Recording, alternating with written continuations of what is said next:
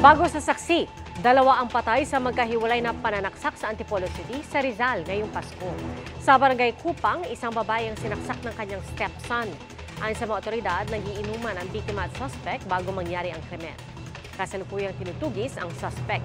Away sa gastusin sa bahay ang tinitingnang motibo. At sa barangay San Jose, tricycle driver naman ang patay sa pananaksak. Ayon sa saksi, papasok sana sa kanyang bahay ang biktima nang pagsasaksakin siya ng 7 beses. Unang nadakip ang 3 sa 4 na suspect at sa follow-up operation, inaresto ang mismong sumaksak sa biktima. Tumanggi silang magbigay ng pahayag. Mga kapuso, maging una sa saksi. Mag-subscribe sa GMA Integrated News sa YouTube para sa iba't ibang balita.